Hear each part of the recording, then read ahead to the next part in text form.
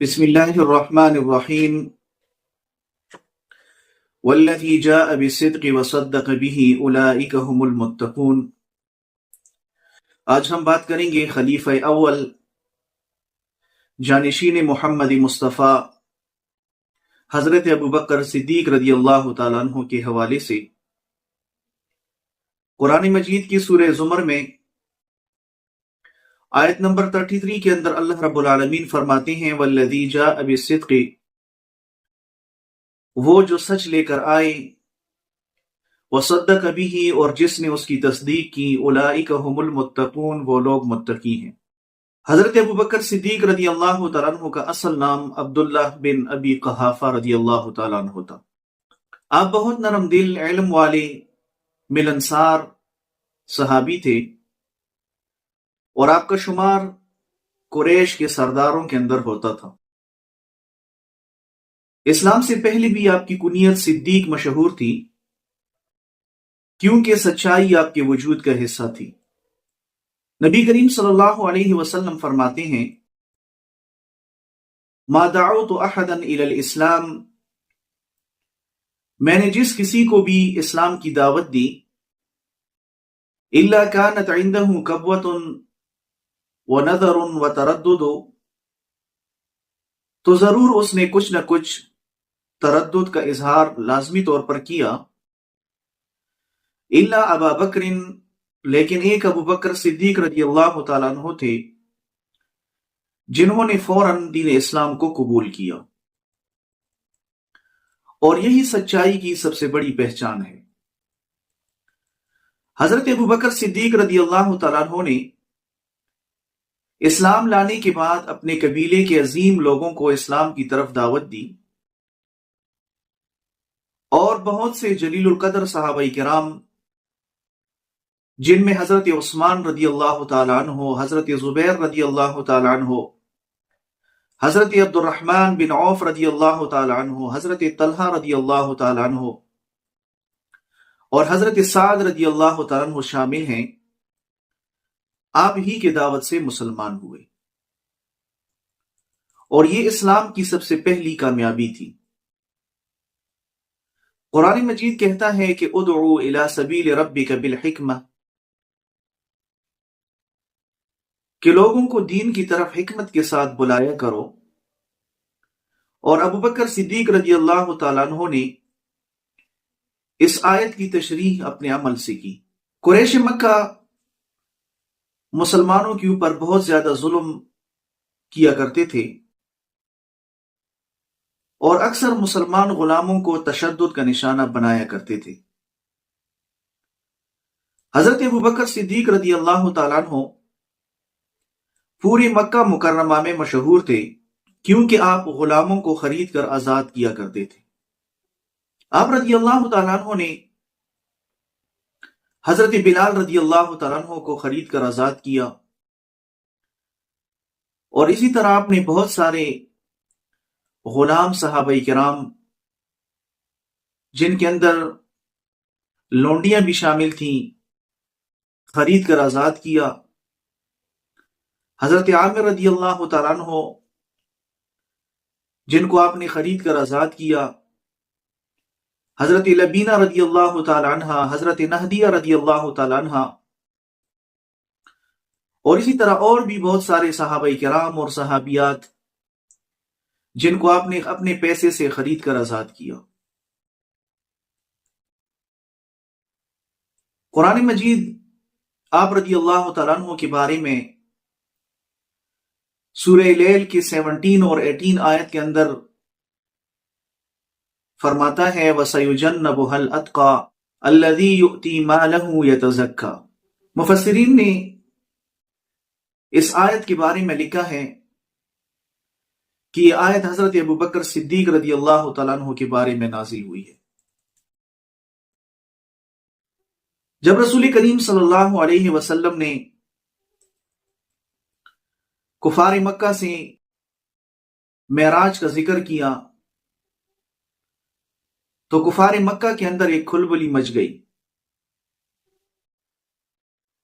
وہ آ کر حضرت ابوبکر صدیق رضی اللہ تعالیٰ عنہ سے کہنے لگے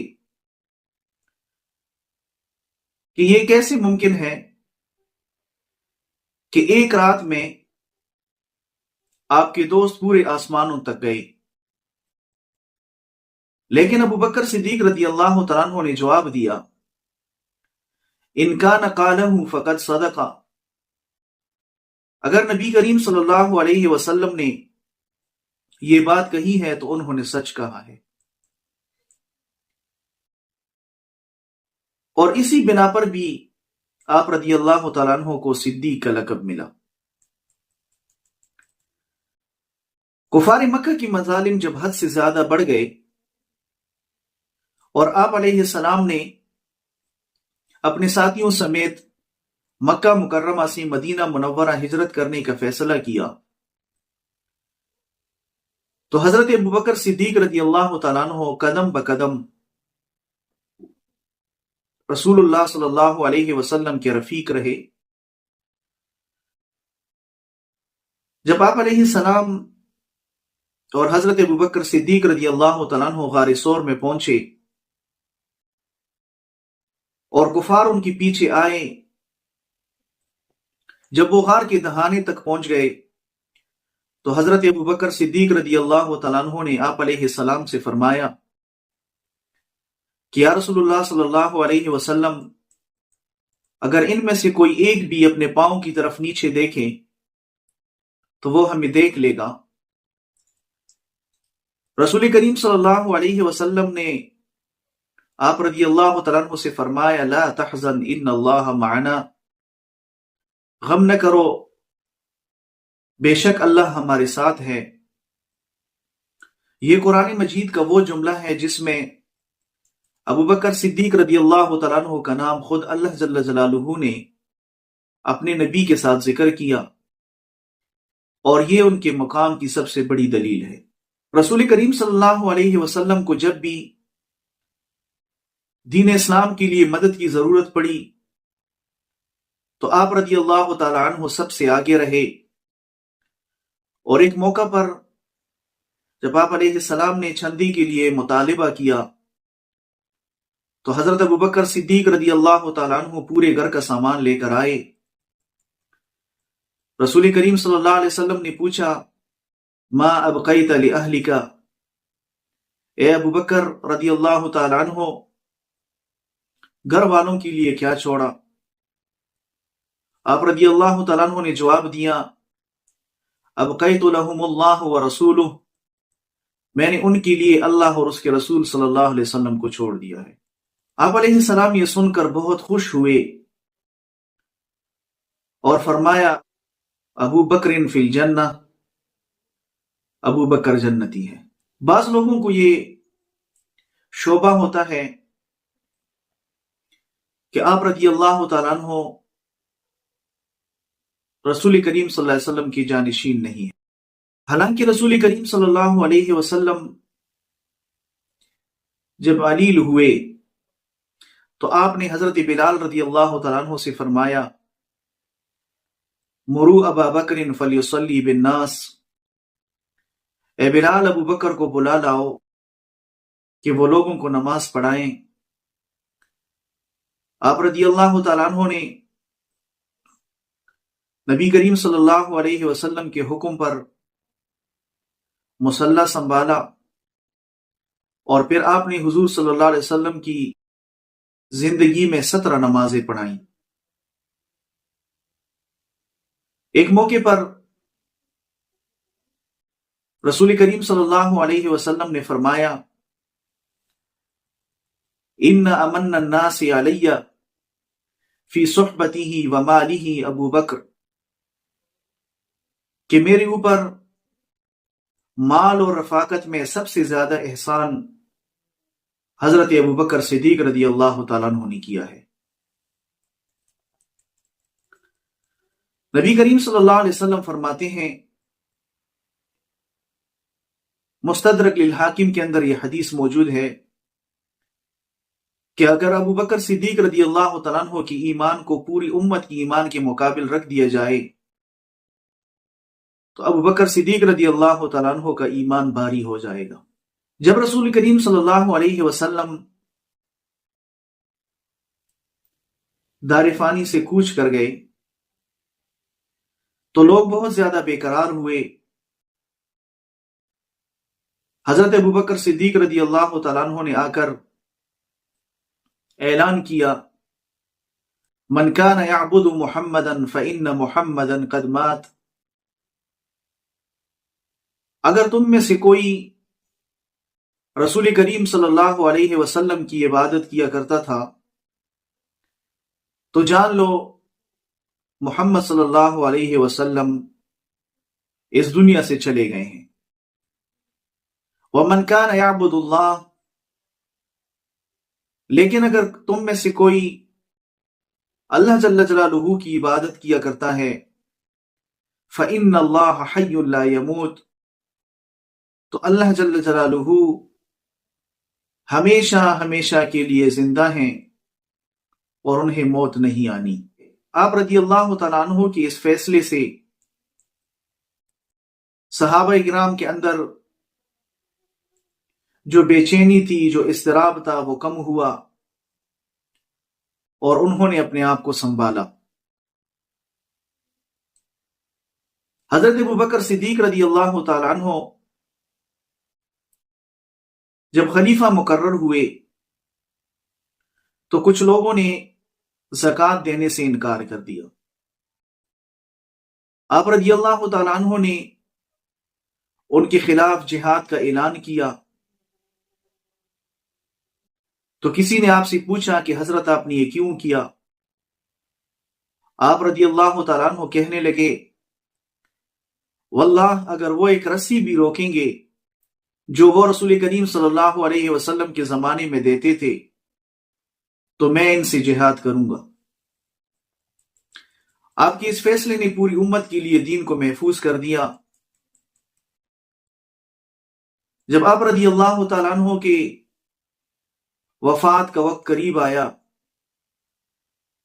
تقریباً 2 سال تک آپ رضی اللہ تعالیٰ عنہ مسند خلافت پر رہے۔ آپ نے وصیت کی کہ مجھے وہی کپڑا کفن کے لیے دے دینا جو سب سے پرانا ہو،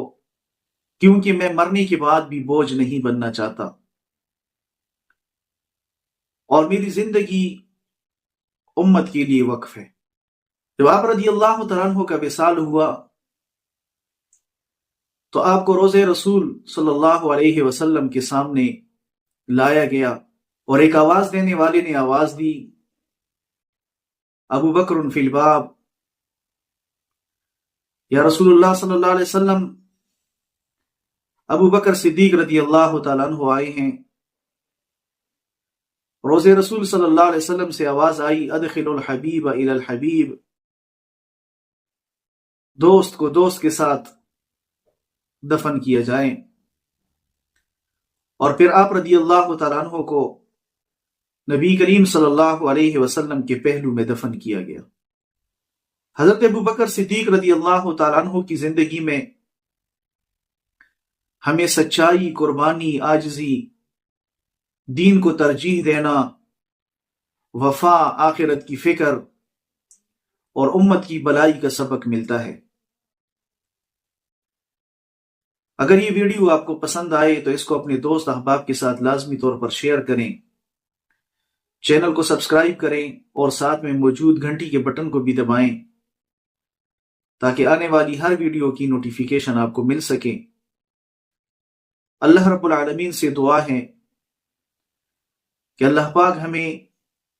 صدیق اکبر رضی اللہ تعالیٰ عنہ کی سیرت پر چلنے کی توفیق عطا فرمائے، اور اسی مہینے کے 22 جمادی الثانی کو آپ رضی اللہ تعالیٰ عنہ کا یوم وفات ہے، لہٰذا ہمیں آپ رضی اللہ تعالیٰ عنہ کے دن کو سرکاری اور قومی سطح پر بھی منانا چاہیے، اور لوگوں کو آپ رضی اللہ تعالیٰ عنہ کے تعلیمات سے آشنا کرنا چاہیے۔ السلام علیکم ورحمۃ اللہ وبرکاتہ۔